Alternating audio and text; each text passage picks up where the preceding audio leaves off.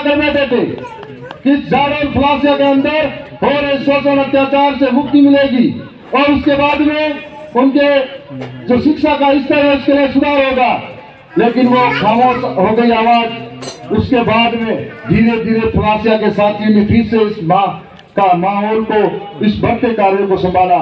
ये बहुत बड़ी बात थी कि हमारे नेतृत्व करने वाले बीच में नहीं रहे और आप सबने मिलकर संभाला। साथियों, हम लोग एक आंदोलन का हिस्सा है। हम लोगों को नहीं मालूम है कल हम में से कौन है या नहीं है, लेकिन हम लोगों को ये पुरखों के दिए हुए विचार से, बाबा साहब अम्बेडकर के हो, चाहे बिरसा मुंडा के हो, चाहे कांटे मामा के हो, जो हम लोग पढ़ते हैं किताबों के अंदर कि इन लोगों ने जल जंगल जमीन के लिए इतने आंदोलन किए, इतनी लड़ाई करी और इतने कुर्बानियां दी। जब इतनी कुर्बानियां देने के बाद में हम लोगों को ये सब मिला है, तो हम लोगों का कर्तव्य बनता है उसको सुरक्षित करें, आने वाली पीढ़ी को ये बताएं, हमारे बच्चों को बताएं कि हमारे को 5वीं अनुसूची मिली हुई है, 65 का कानून मिला हुआ है, हमारे को इस तरीके का इस एरिया के अंदर जल जंगल जमीन का अधिकार मिला है। तो ये अधिकार किसकी बदौलत मिला है, किन लोगों ने कुर्बानियां दी है, यदि हमारे बच्चों को बताएंगे उनके अंदर भी एक समाज हित और राष्ट्र हित के लिए भावना पैदा होगी। आपके बीच में हम लोग यहाँ मौजूद हैं। इस इलाके के अंदर साथ में एक बेरोजगारों का बहुत बड़ा पलायन होता है और कभी कभी अखबारों में पढ़ते हैं कि इस इलाके से बहन बेटी का कभी व्यापार भी हो जाता है। इस तरह के मामले होते थे, तो हम लोग जागरूक हो, हमारे इलाके के अंदर किस तरीके से रोजगार पैदा हो, इसके लिए भी हम लोगों को प्रयास करने हैं। साथ में आपके बीच में आज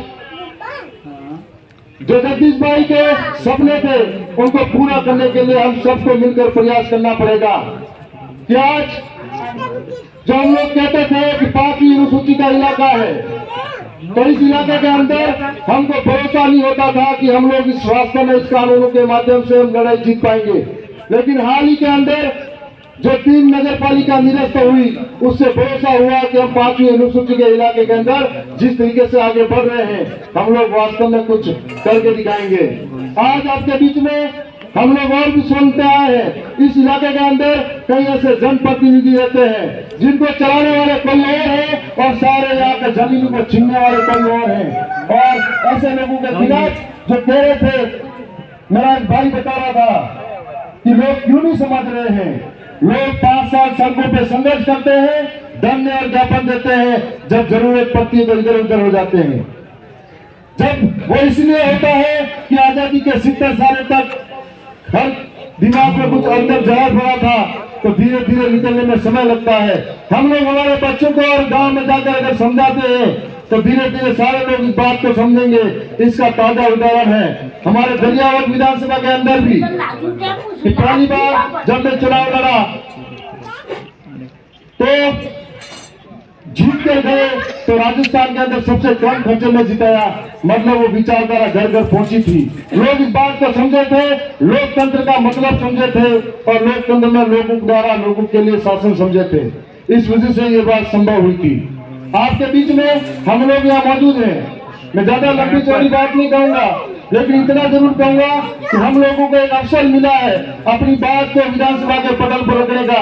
जब जब इस इलाके के अंदर हो, चाहे इस आदिवासी इलाके के अंदर जरूरत पड़ेगी, हम वहां पर छाती ठोक कर अपनी बात जरूर कहेंगे।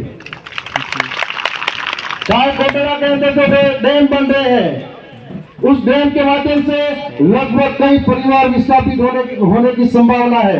ये सिर्फ कोटेरा की बात नहीं है, ये इसी तरीके का प्रतापगढ़ के अंदर भी कई जगह जमीन को ले आंदोलन चल रहे हैं, बांसवाड़ा के अंदर चल रहे हैं। कभी खनिज के नाम पर आदिवासी को विस्थापित किया जाता है, तो कभी बांध के नाम पर विस्थापित किया जाता है, तो कभी विकास के नाम पर विस्थापित किया जाता है। लेकिन जो आदिवासी विस्थापित होते हैं उनके बारे में कोई अता पता नहीं रहता है कि उसके लिए कोई सुविधा नहीं होती है। इसलिए ये लड़ाई किसी एक अकेले की नहीं है, हम सब की है और हम सब मिलकर लड़ते हैं, इस लड़ाई को आगे तक पहुंचा पाएंगे। इस बार जो लोकसभा चुनाव आ रहा है, इस चुनाव के अंदर हमारी दरियावद विधानसभा भी आ रही है। हमारा इस बार का जो वोट होगा, एक एक वोट आने वाले बच्चों के भविष्य के लिए होगा। इस बार जो चुनाव आ रहा है उसके अंदर हम लोग हमारे जो आरक्षण मिला हुआ है इसमें छूट हो रही है उसके लिए होगा। ये इस बार हम लोग आगे बढ़ेंगे, हमारे क्षेत्र की जल जंगल जमीन बचाने वाली आवाज को वहां तक भेजने के लिए होगा और ये सारे प्रयास हम सब मिलकर करेंगे। मैं पुनः उन पूर्वों को नमन करता हूँ, साथ में मंडारे जगदीश भाई को याद करता हूँ और मैं ये कहना चाहूंगा कि उनके माता पिता को भी धन्यवाद देता हूँ। जब इस तरीके के दुख की घड़ी में भी आपने खुद को संभाला और इस जगह आज वापिस याद करने का अवसर दिया। मैं आप सभी आप पधारे हुए तमाम साथी को